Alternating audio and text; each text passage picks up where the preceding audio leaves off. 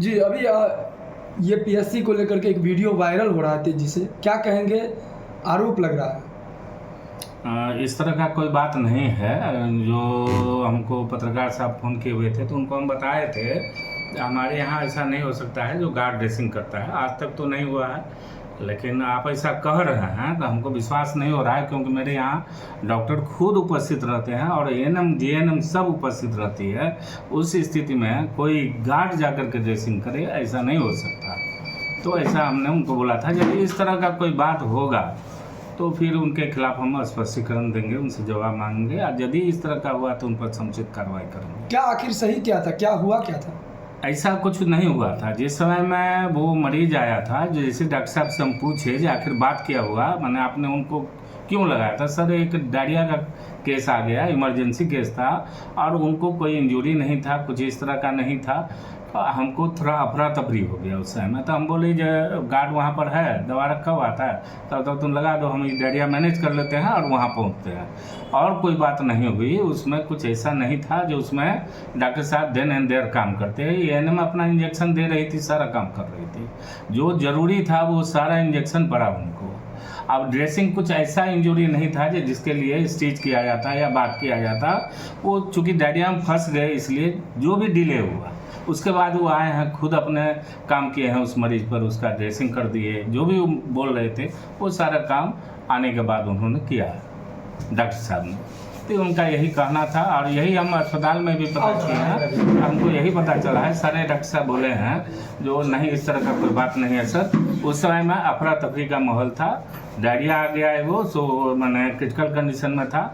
हम लोग देखिए जी, इनको इंजरी कुछ नहीं था। हम लोग उधर ये क्या कर रहे थे होमगार्ड जो दिख रहा है? ये तो चूँकि गार्ड के ड्यूटी में है, इसको वार्ड में लगाया जाता है कि किसी प्रकार का कोई मरीज को परेशानी नहीं हो, यदि आवश्यकता हो तो वो वहाँ से डॉक्टर साहब को आकर के बोलेगा कि सर वार्ड में इस तरह का परेशानी है, इस तरह का दिक्कत है, तो डॉक्टर साहब उसको जा कर के देखते हैं और कोई काम उनका नहीं है। अभी जब हम लोग आए थे यहाँ हॉस्पिटल में तो डॉक्टर साहब से बात हुई है, उन्होंने कहा है कि जो पेशेंट यहाँ पे आए हुए थे उनके घर के बगल में ही सिक्योरिटी गार्ड का घर था और वो इंसानियत के नाते उनकी मरहम पट्टी में हाथ बटाने लगे थे। हम लोगों की तरफ से नहीं कहा गया था कि आप इसका मरहम पट्टी कीजिए। नहीं जी, एकदम सही बात बोल रहे हैं। चूँकि हम उस गार्ड को भी बुलाए हुए थे, तो गार्ड को हम पूछे कि तुम कैसे ड्रेसिंग कर, तुमको डॉक्टर साहब बोले थे ड्रेसिंग करने के लिए? तो नहीं सर, हम ऐसे ही मलहम सब था वहाँ पर, ड्रेसिंग का सामान सब रखे थे। तो डॉक्टर साहब देखे और उसको आज चल गए, वो डायरिया का केस था, उसको मैनेज करने के लिए। तब तक हम उसको क्या किए, जो मलहम लगाया, सर को बोले सर मलहम लगा देता है, इस तरह का बात वो गार्ड बोला। हम बोले तुमको नहीं लगाना चाहिए, यदि लगा दिया तो गलत किया। उनको वहाँ रहना है गार्ड के ड्रेस में, उनको वहाँ ड्रेसिंग नहीं करना है या कोई काम नहीं करना है। और जबकि चूँकि मरीज को कुछ नहीं था, ये डायरिया में लगे हुए थे, तो बोले तब तक पॉइंट लगा दो। ये पूछा तो बोल दिए वो जो ठीक है लगा दो। और वो गार्ड का जान पहचान का था, अपने घर का था, वो इस हिसाब से उसके पास में सटा है और कोई कारण नहीं था जो उसका ड्रेसिंग करने के लिए डॉक्टर साहब उसको भेजे हैं। ऐसा नहीं था, डॉक्टर साहब को आदेश नहीं दिए जो जाओ उसका जा कर के ड्रेसिंग करो। वो चूँकि वहाँ था तो अपना बोला जैसा लगा देते हैं, तो डॉक्टर साहब बोले ठीक है लगा दो। हम आते हैं तो देखते हैं उसके बाद डायरिया का मैनेज करके आए हैं, डॉक्टर साहब अपने पट्टी किए हैं, सारा चीज़ किए हैं उनको। ये गार्ड अपने मन से किया सर? हाँ, वो तो अपना भाई बंधु था उसका। ऐसी स्थिति परिस्थिति में तो टिटनेस के बदले टिटवैक भी लगा सकते हैं, कुछ दूसरा नहीं ऐसा इंजेक्शन गार्ड अपने मन से नहीं कर रहा है सर। वो वहाँ था, उसने डॉक्टर साहब जो डायरिया का मैनेजमेंट कर रहे थे, तो चूँकि वही आए थे करने के लिए, तो दवा तो वहाँ रखा ही हुआ था। इंजेक्शन जो भी दिया गया वो एएनएम के माध्यम से दिया गया, तो ये गार्ड कहाँ से इंजेक्शन देगा? तब वहाँ ऑइंटमेंट पड़ा हुआ था, वो पता नहीं मास्टर लगा कि अपना भाई बंधु रहा होगा जो लगा दे सर तो लगाता दे, और वो डायरिया का मैनेज करके है, खुद डॉक्टर ड्रेसिंग किए हैं उसका। अच्छा, पीएससी कलवाई में कितने अभी महिला चिकित्सक हैं? महिला चिकित्सक नहीं है, एक भी नहीं। और कितने यहाँ पर चिकित्सक हैं? हमारे यहाँ तो एक मलमल से हैं, एमबीबीएस हैं, उनको यहाँ हम प्रतिनियुक्त करके रखे हुए हैं। जो यहाँ का कार्य है पीएससी में, एक एमबीबीएस है और एक हम हैं यहाँ पर, और बाकी हमारे एक डेंटल हैं और 2 आयुष चिकित्सक। कितने की आवश्यकता है? यहाँ तो कम से कम 7 होना चाहिए।